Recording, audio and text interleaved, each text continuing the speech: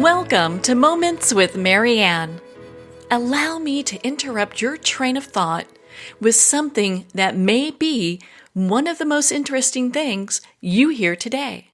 This is Marianne Pastana, and we're here today with special guest, Dr. Sharon Prentice, and she's here to share with us her new book, Becoming Starlight, a shared death journey from darkness to light. Sharon is a psychotherapist and spiritual counselor whose work focuses on helping people process the grief and loss of a loved one. She had a unique spiritual experience known as shared death experience, which gave her a peek into forgiveness and a sense of peace that was otherworldly.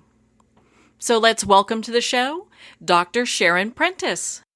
Thank you, Marianne. I'm so thankful to be here speaking with you.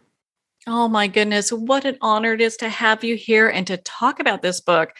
So, why did you feel like now was the right time to write this book?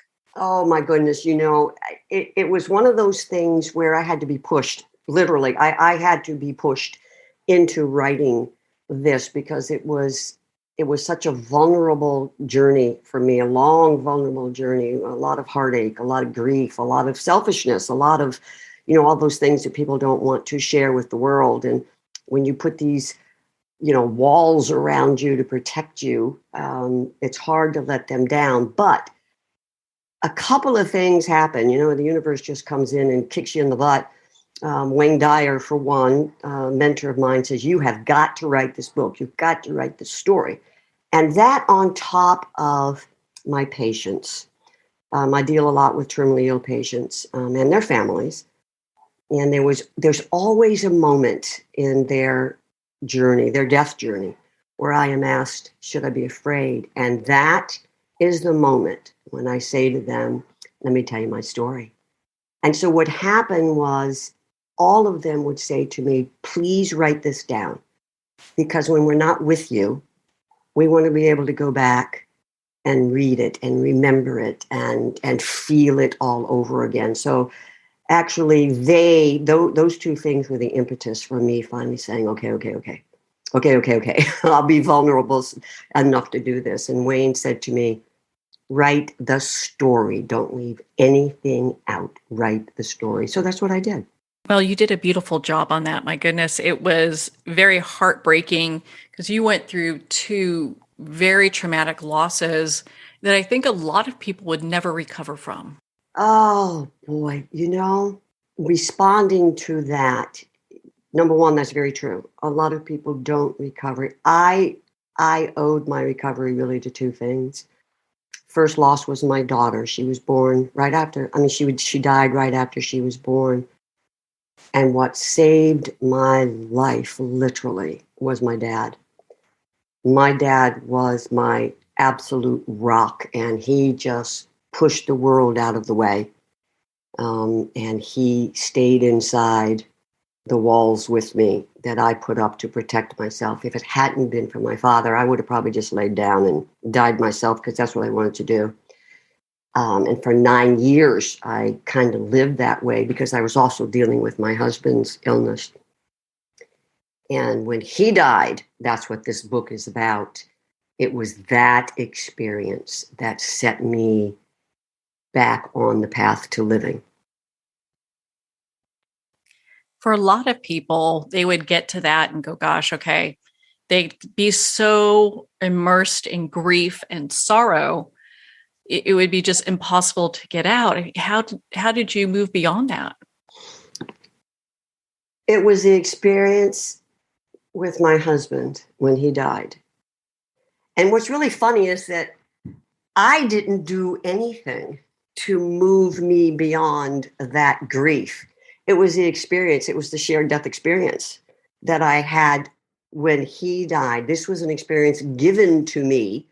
I call it a peek into foreverness. It's like a near-death experience, only the person having the shared death experience is alive and well, and most oftentimes at the bedside, the person that had died.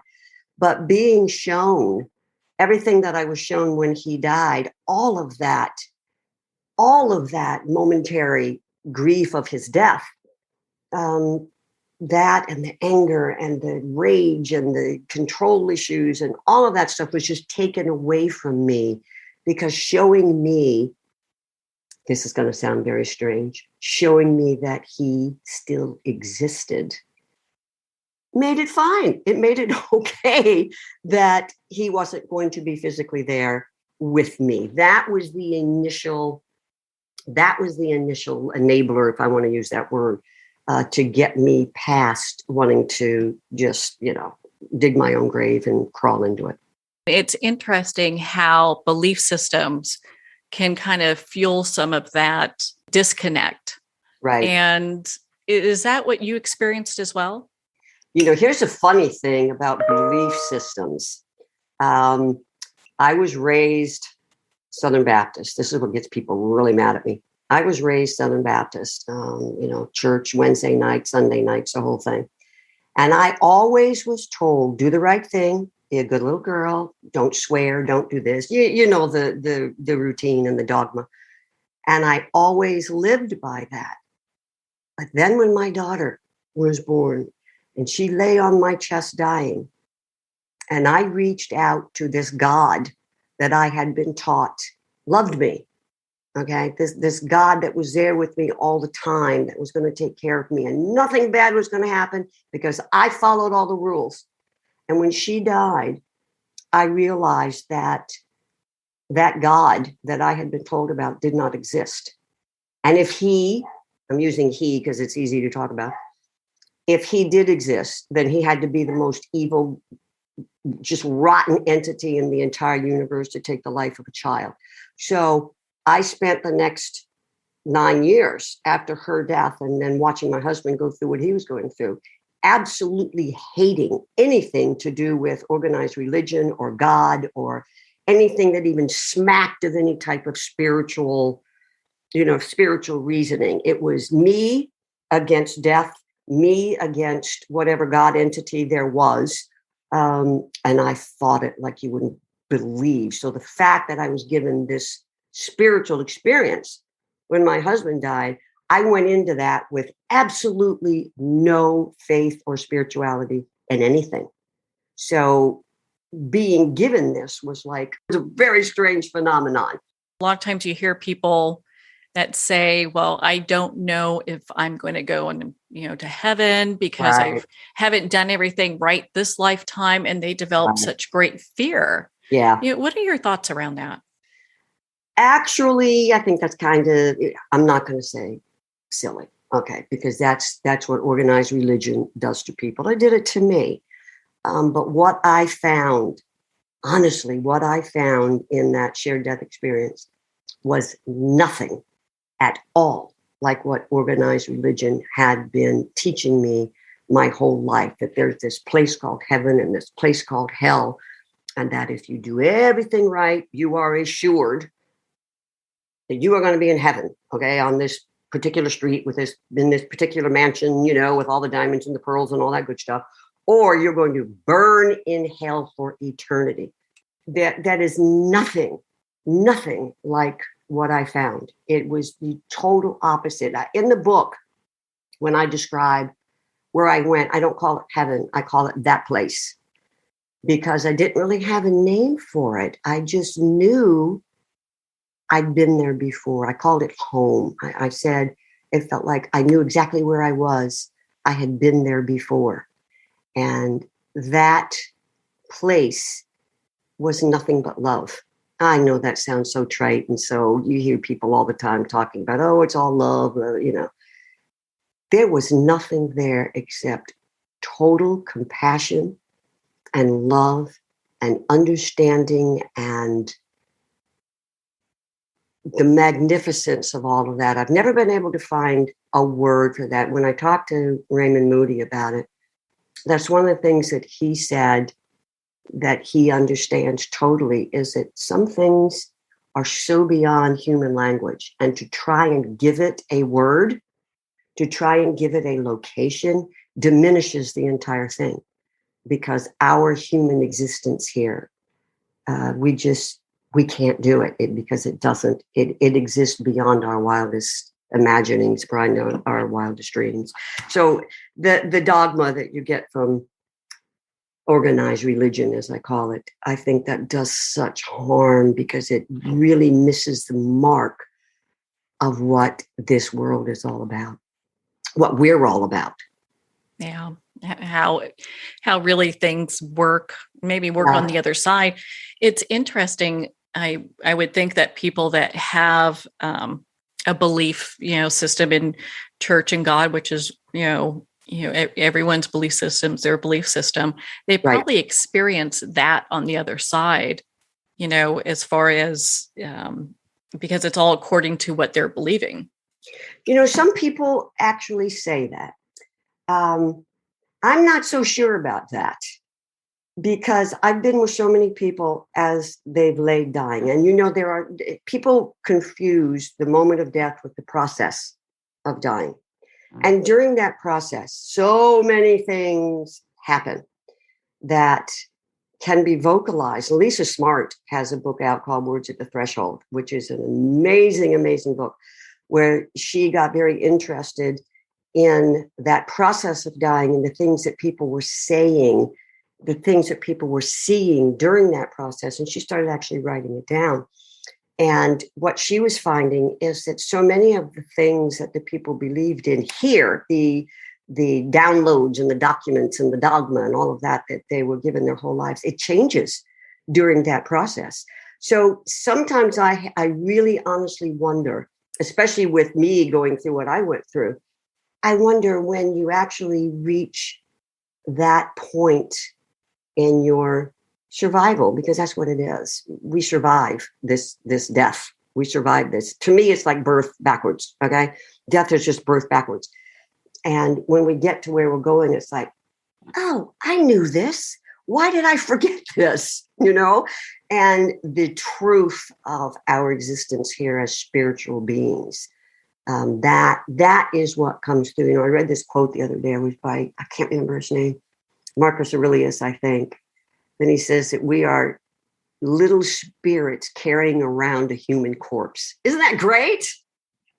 Oh my gosh. I that know, is very interesting. It was. I absolutely love that because, well, I was ready to hear that too, And when we get past this particular boundary, this life boundary, this thing that we call our life here on this earth, when we pass that and it all is opened to us and we remember who we really truly are, all of that other stuff just goes away.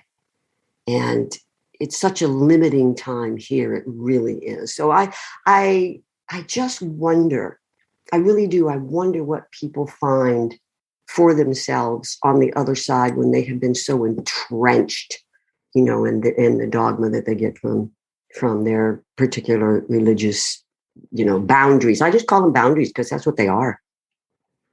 You share something, and we talked about this earlier, that was new to me. And I'd like for you to share, you talk about shared death experience. Right. So what is that? Oh, I had no idea what it was until it happened to me. And I had to reach out to Raymond to find out what in the world happened to me. Everybody knows what a near-death experience is. You kind of have to be living under a rock to not know that. A shared death experience is identical in 99% of the ways of a near-death experience, except for one huge difference. The person having that experience is alive and well. Most times they're right next to the person who is dying, but there are people who have been on the other side of the world and had these experiences with someone that they love as they lay dying. For me, at the moment of Steve's death, I just collapsed, because I had set up this existential battle with death and with God, and my control issues were totally off the chart. And I figured if I was able to control everything, then he would live. And at the moment of his death, I realized I really wasn't in control of anything. And I just collapsed. And at that moment, the floor that I was standing on started to disappear, even though I knew I was standing on it. and the ceiling started turning very misty, even though I knew it was there. I was in a hospital room, my oncologist was there and my parents were there, and I could see them, and I could see them coming toward me because they were thinking something was wrong with me. And I could hear my oncologist saying certain things about me. At the same time, he was trying to, take care of Steve, who had just died. And the interesting thing is, in the room I was in, there was a picture window on one side of the room. And I had turned my body. I have often said that all of these things happened to me, my movement, everything happened to me by some force that was powering my body, because it most certainly wasn't me. And I started looking out the window, and the only thing I saw was stars, just billions and billions and billions of stars. And they were filling the room. Just everything in the room was becoming stars. That's why the book's called Becoming Starlight, because I walked into that starlight, or that starlight walked into me. I don't know which one it is, but I did not know where starlight ended, where I began. And, it was all one big star. And I became part of that. And I went into it so freely and so joyfully, even though my husband lay behind me on a bed dead. I walked into that absolutely filled with joy, because I felt a presence in there. And I knew the presence. I knew it. I couldn't name it, but I knew it. And it was waiting for me, and open arms, and it just grabbed me. And I have said that it cocooned me. And the love that I felt in that place was so incredibly magnificent and so all-encompassing. Those are the only words that I can really use for it, because it was nothing like I had ever felt, except when I say I knew that place. I remembered it from something. And it was so amazing. And I was held there. I wasn't allowed, and I use that word allowed because I wasn't allowed to move from that cocoon that had me wrapped. And a few things happened in there that changed my life. One of which was I saw my husband. He was standing there in front of me, and he was smiling, and he looked like him. The final diagnosis for him was pancreatic cancer. And anyone that knows what pancreatic cancer, or any cancers really for that matter, do to people, he was a big man. He was 6'4" and 200 something pounds. And when he died, he didn't even weigh 99 pounds. And yet here he was standing in front of me, looking gorgeous and beautiful. And his almond-shaped eyes were just smiling at me. And he was well, and he was happy. And I was well, and I was happy. And there was no need to say goodbye. And the world was exactly the way it was supposed to be. Now, I also knew at that moment that he was going someplace else where I was not allowed to go. And I knew I wasn't allowed to go there because I was told I have no place there. In other words, it wasn't my time. That's the way I took it. And I knew he was going to be with our daughter. And when he disappeared, it was so funny because I didn't even feel the need to say goodbye. I knew he was okay, and I knew where he was going, and I knew I was going to be okay. I don't know how long I was actually held in that place. What I do know is that by the time I'm going to use the words, came back, my oncologist was still there with me, and he had taken my blood pressure and all that other stuff, because my blood pressure dropped down to practically nothing. And everybody was afraid for me. They thought I was having a heart attack or something, but I wasn't. And when I looked at the clock, it was 45 minutes from the time Steve had died to when I was fully aware of where I was. And then began my hunt, my search for that one star. The stars had gone back into the sky. I was no longer Starlight. And I began looking for that one little starlight where I could say, come back and get me, because I wanted to go back. But the shared death experience, if you talk to anyone who's had a near-death experience, they will tell you, about the rooms changing and their consciousness changing and the environment changing and all of that. but they had the ones who were near death or did die. Where in a shared death experience, it was like me. I was fine. It was someone that I loved that had died. That's the only difference. Yeah, you were able to see something that you probably normally wouldn't be able to see. Right. Just being do you feel that happened because you both were so deeply connected? You know, my answer to that has people either cracking up out loud or looking at me like I've lost my mind. I actually think it happened for two reasons. And all of them have the same basis, in fact. When Stephanie died, like I said, I was so full of rage, just so full of rage. And I took every opportunity to, I'm going to use the word trash, anything that had to do with God or religion or people's faith. I made fun of people, Marianne. I was horrible. I made fun of people who believed in a benevolent and kind, loving God. I made fun of them. And the other things I used to say, it was just so horrible. Anyway, 9 years of that. And when Steve died, it was so horrible. And he knew, I think Steve actually knew I was not going to survive this. It was too much, his death on top of Stephanie's death and all the rage that I felt for so long. But I think when he got to where he was going, he said, all right, God, you got to throw this woman a bone. She is not going to survive this. You got to give her something. And I think, and I'm using the word God, you can call it source, universe, whatever you want. I call it God. I think God finally came to me and he's like, okay, I've had enough of you. I want you to see what this is about. And I honestly believe that's why I was given this experience. I am not this angelic, spiritual, faith-filled person at the time. I just wasn't. But I really believe those two things, Steve thinking that I wasn't going to survive it, and the universe having enough of me and my rage toward all of this, that I was like, okay, come on. Let me give you a peek into what's really going on here. So I think that's the reason. I really do. And I laugh about it still, but I swear I think that's the reason.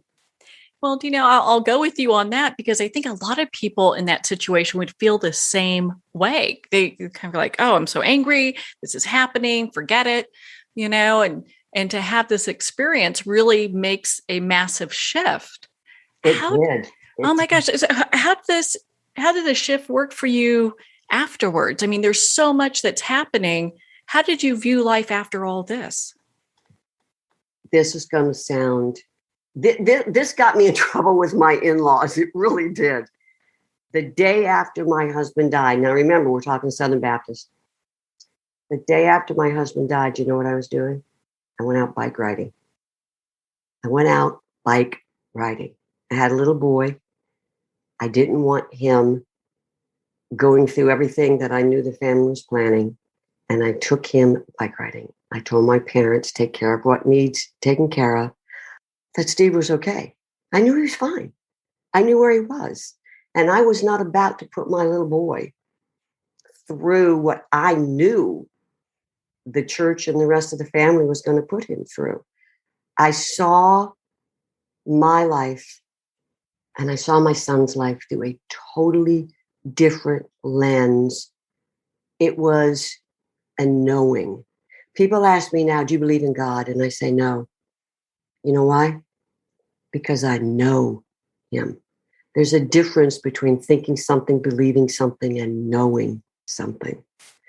And I know beyond a shadow of a doubt who I am and where I come from. I know that. So the change that came about, I didn't have to struggle with faith anymore. I didn't have to struggle with believing something that I couldn't touch. A lot of people have trouble if they can't touch it. They're not going to, believe it and say, well, what about love? You can't touch that, blah, blah, blah. But you can see it in people's actions. And being given this experience took me from the struggle of belief and the struggle from having faith. It took me to a knowing that changed absolutely everything about my life. What I do now, people get kind of, oh my gosh, what you do now is based on the worst moment of your life. True. What I do now is based on the death of my daughter and the death of my husband. And those were the two worst things that could ever happen to anyone. I wouldn't wish this on my absolute worst enemy, but it was also the best moment in my life because I was given this knowing that in my book is my truth. And that's why I do what I do now, so that I can try to give this knowing to people who are afraid when death comes knocking at their door, oftentimes not in the manner in which we expect it. You know, there's a death order that people expect. You know, your grandparents, your parents, blah, blah, blah. And when death comes knocking for your child or your spouse or, you know, out of order, faith dies, belief dies, just like it did with me, because it wasn't real. It wasn't a knowing. And that's why I do what I do. I try to bring that knowing to people to alleviate their fear. And then I work with the families afterwards, because I insist, that's one of the things I insist, is that during those moments of the transition, I want as many of the families there as possible so they can see it and witness it and hear it. That's so important, because that changes your faith and your belief into knowing. Yeah, when you have that knowing, it's like your soul recognizes, hey, Yes. this is true. And or I've been here before. I recognize this. Yes. And all of us have that. We do. But we so limit ourselves by family tradition and by labels and really by fear. You know, we are so fearful to step out of those things that are expected of us. You know, when we're born, we know, of course, we're given our names, but we're also given our religion, and we're given our careers, and we're given who we're going to like and who we're not going to like. And we're given all of these things by people that they don't care. It's not that they don't care. I take that back. It's they are doing to us what was done to them. This is a traditional thing. And we are so afraid to step out of that. And what people don't understand is that looking eyeball to eyeball, okay, with the fear and naming that fear, that's where the knowing comes. And that's where your strength comes. And that's where your resilience comes in. And that's where all the potential of your life is. It's right behind that fear. People are afraid of fear. Does that make, you know, I know it's kind of a weird sentence there, but being afraid of fear is what stops people from the knowing that they absolutely need to have to live the life and really use the gifts that they were given even before they were born. I know you talk about in your book how you really had this renewal when you were within God's presence. Yes. And it's interesting. I think a lot of times when people hear, well, everything was love, they kind of get confused that it could also be God. You know, if you ask me now, I will definitely say to you that I was in God's hands. There's no doubt in my mind that crossing into that starlight, I crossed from this physical, whatever you want to call it, into the reality of the way things really are. And I was absolutely in God's hands. And I have to tell you, my heart really aches for people who believe in a vengeful God. We are taught that, but I honestly, once again, I go back to organized religion, and this, like I said, this causes a lot of haters to come out. Organized religion to me is more about power and control than it is anything else, because there was not one iota of vengeance. There's also a chapter in the book that I talk about my definition of God. And it's like, welcome home. Tell me about your day. You know, you can be muddy and dirty and God knows what. Okay. And so what? It's tell me about your day, honey. How'd your day go? There's no vengeance. And people who are afraid to go to the love that is waiting for them. I find that one of the most sorrowful things in life, because people are missing out on knowing who they are and why they're here. You know, I tell people all the time, you're here because you are a thought of God. It's like one day he says, you know what, I really want to show this part of myself to the world. Zap, here's Marianne. Okay. You are that reflection. You are God's presence right here. And if you are afraid of God, if you have that fear, that all this vengeance, you know, I called it the Charlton Heston, you know, in the Ten Commandments, throwing the, you know, lightning bolts. A lot of people think of God that way. That is the image. That is so far from the truth. You know, the image is the loving presence that wants nothing but that thought of him that you express in the world. And I say to people sometimes, vengeance and sending you to eternal fire and hell and damnation. Why? Why? It makes no sense. It is a total lack. It is a waste of godly energy and presence. You know, you're not going to condemn yourself for the thought that you gave of yourself to someone to express here in this world.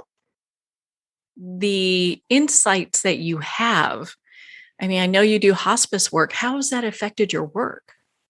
That is one of the absolute best things I have ever done. I don't, if it is in my power, and oftentimes it is, but sometimes it's not, I don't let anyone die alone. I do not let my people die alone. I like to be with them. It's very important to me to be holding someone, to let them know that they loved well and that they are loved well. And if I can do anything to take the fear away, fear is a big thing with me. If I can do anything to take the fear away and to let them know how loved they are. And you get that in hospice, because hospice is a totally different animal. Let me tell you, there's no pretense. Okay. In hospitals, there's pretense. Unless, of course, you're in the waiting room, in the emergency room, then pretense starts to die, because that's where the real conversations take place. But in hospice, even in the waiting room, the conversation is death. What are we going to do? Where's mom going? What's going to happen to my daughter? Why is this happening? What are we going to do? How are we going to survive this? What's really out there? Is she really going to be gone? Do we stop existing? Those are the conversations. And I am so blessed and so fortunate to be able to be part of those conversations. And it's not me, okay? It's the experience that I was given that allows me to do these things. Because before that experience, no way. No way. Wouldn't have happened. But now I know the questions. You know, this is sort of a been there, done that, got the t-shirt thing. Okay. And Yeah. being able to share that with people, it is, hospice is, like I said, it's a different animal. Walking through that door takes you right into the very presence of love. It really does. And there, yes, there's pain, and yes, there's heartache and grief, so deep and desperate. But the love that is there in every single room, in the hallways, and the nurses there are the angels of the whole entire place, because they hold it down. You know, you want to talk about what happens in a hospice? Talk to a hospice nurse. They'll tell you. And some of these discussions I think would be good for us to have now. I know you talk about how important it is that we start discussing death, you Mm-hmm. know, and Yes. why is that? Why do you feel that?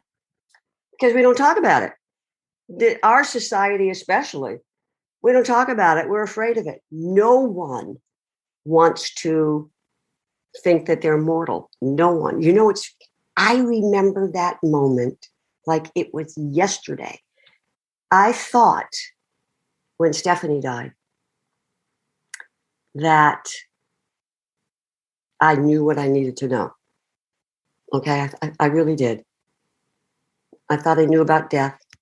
I thought I knew about everything, but I didn't. What I learned about then was fear. Okay. And I didn't want to look at the fear. I didn't have time to look at the fear because, my husband was getting sick at the same time. And so I hid it away, didn't want to touch it, turned the fear into anger, which a lot of people do. They just don't realize it. Nobody would talk to me about what happened. I made the worst jokes sometimes trying to reach out, but I said things like, "Oh yeah, I'm a platinum member of the Dead Kids Club," of the moms of the dead kids. Oh, it was horrible.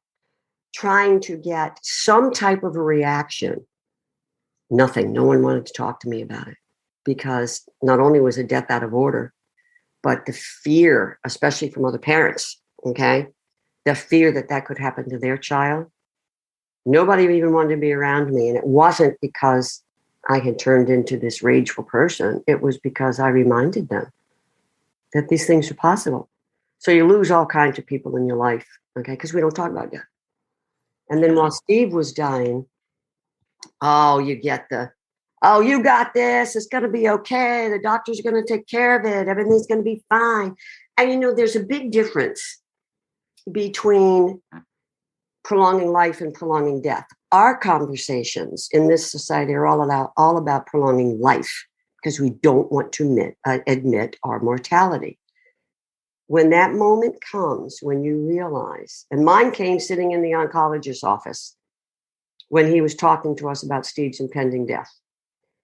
All of a sudden, I was like, this can happen again. This is going to happen again. I remember I kicked my shoes off. He had a big Chinese carpet in his room. And everything he was saying to me was blah, blah, blah. Okay, I didn't even hear the words anymore. And I didn't have my shoes on. And I remember putting my toes down into the carpet because I spotted one bright blue thread in the lighter blue of the carpet. And I remember seeing a plant behind his desk that he hadn't watered and it was dead. And I remember thinking, wow, this is who we are. We can die. That moment when you realize that you're mortal scares the living bejesus out of you. It really does. We don't know how to talk about that. So when it actually happens to someone that you love, it's bad enough when it happens to you, okay? Because you can tell yourself all kinds of, you can lie to yourself and protect yourself and do all kinds of things. That's bad enough. But when death comes for someone that you love, good God, the fact that we are so ill-equipped. I was ill-equipped. Nobody ever talked to me about death. It wasn't supposed to happen. No one in my life, even my grandparents, nobody had died. You don't start with your daughter. But I did. I had zero clue how to handle death. Zero. And most people that you talk to today, they have no idea how to handle it because we don't talk about it, except in hushed tones, in emergency rooms and hospices and things like that, because that is when it hits us in the face that death is possible. I think it's not a good thing that we do in our society. It's really not. No, I think we do ourselves a disservice by not having discussions about that. Yeah. Because it is a threshold we will all face one day. Sure we will. And it's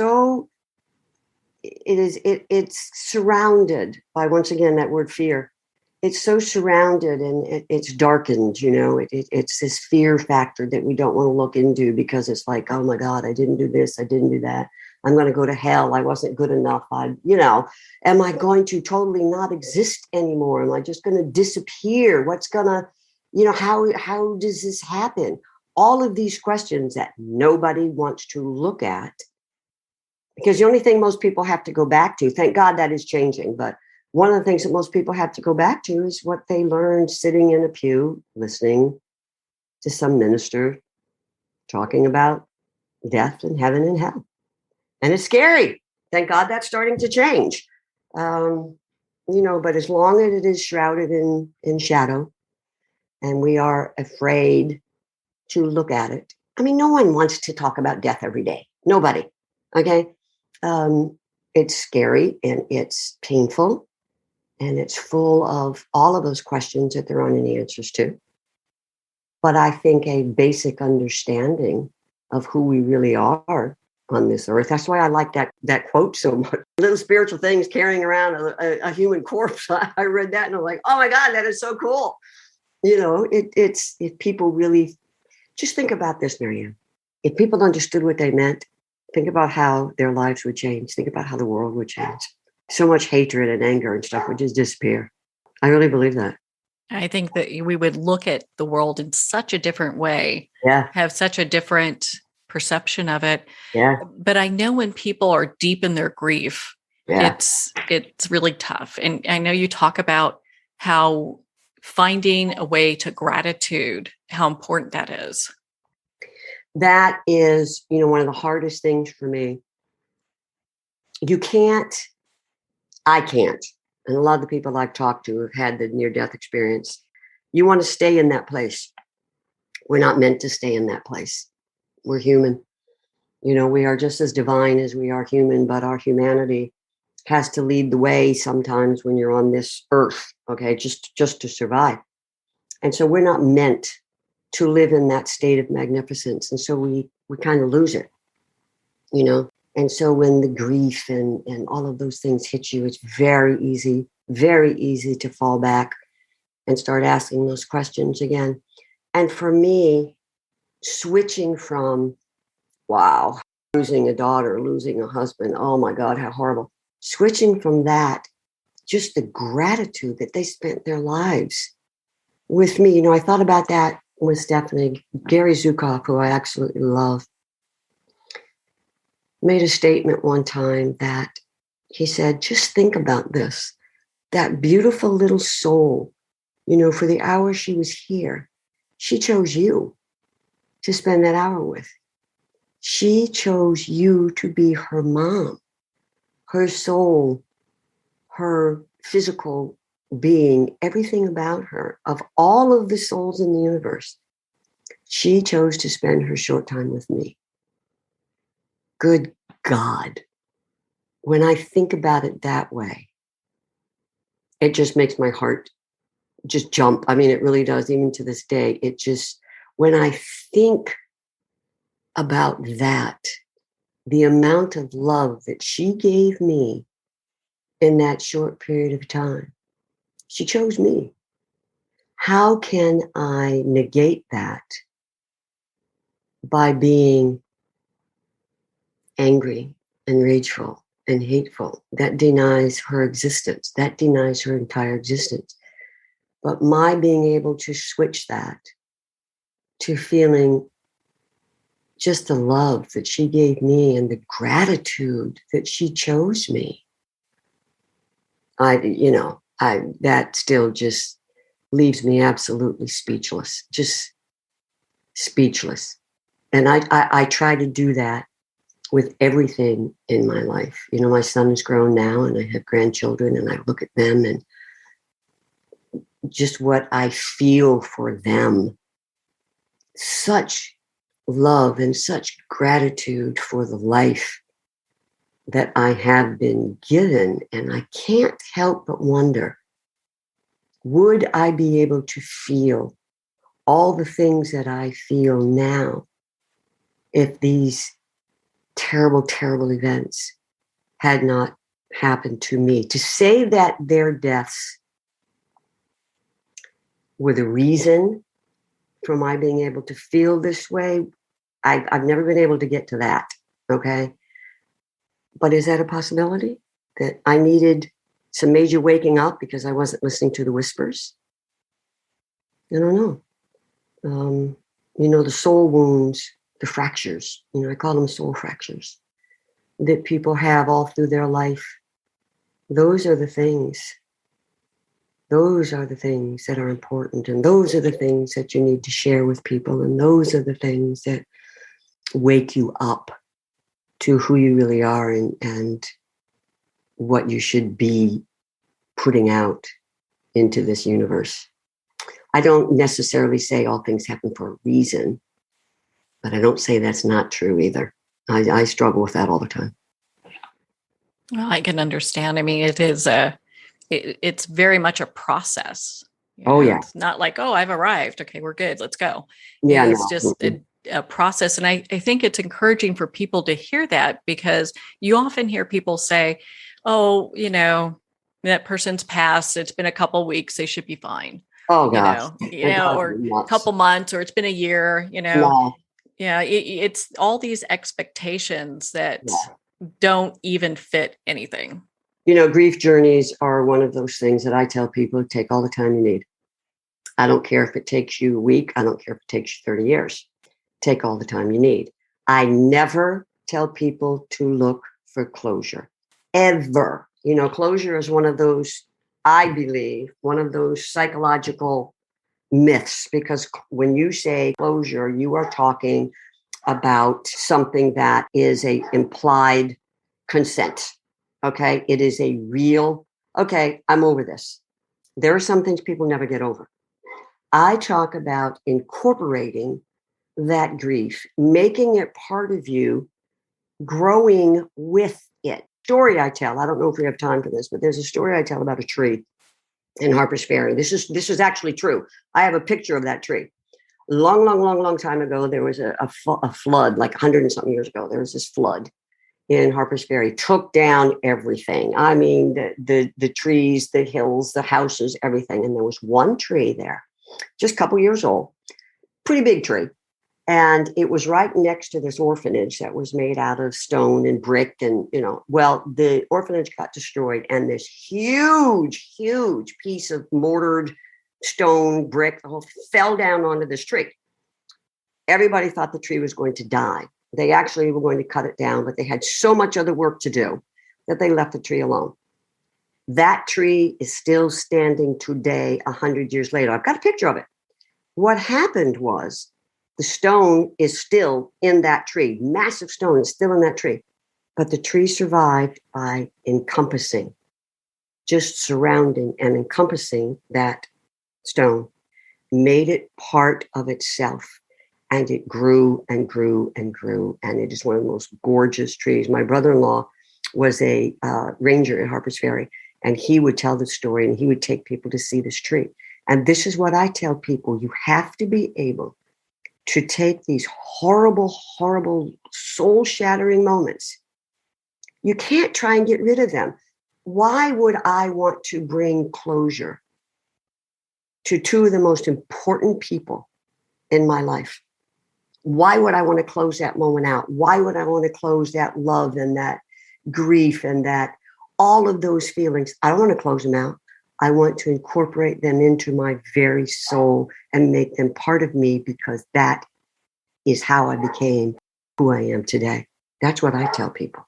Well, it makes such an impact, all the things that we go through and all the things that we experience that bring us to the place we are today. Yeah. And I think you've had such a remarkable gift in many ways with having that shared death experience and being able to look back on that. It must provide you a lot of comfort. It really does. I mean, don't get me wrong. There are days when God and I have this ongoing conversation where I'm like, you know what, dude, you and I, we just still got to talk about this death thing. I mean, it's just, you did something wrong here. I mean, I seriously have these conversations where I still, it doesn't ever really go away. I still get angry when I think about what could have been. And that is just an imagining in my mind. Okay. I wrote this article for, I think it was Standing Still. It was either Standing Still Magazine or Compassionate Friends, where I named it We Meet in Our Dreams, where I built this entire life with my daughter from the time she was little to the time I died. All the things that you would think you would do with your daughter, combing her hair and going to the playground and getting mad at her for this or that, or then comes the first boyfriend and the prom and the wedding and and I started it with me combing her hair when she was a baby and ending it with her combing my hair as I lay dying. And those are the things that I think I struggle with the most, is the what may have been. But then I look at what I have now, and those may have beens give me such gratitude because I'm doing them now. No, I'm not doing them with her, but I'm doing them with part of her because they're part of me. Dr. Prentice, thank you so much for sharing your story with us today. Unfortunately, we're at the end of our time. Again, if you'd like to connect with Sharon Prentice, you can at sharonprentice.com for more information. Becoming Starlight's available everywhere books are sold, and remember, support our indie bookstores. Are you looking for more information on this book or perhaps inspiration for your next great read? Visit momentswithmarianne.com. Well, we're at the end of our time today. I'd like to thank everyone for tuning in. You've been listening to Moments with Marianne, where we make every moment count.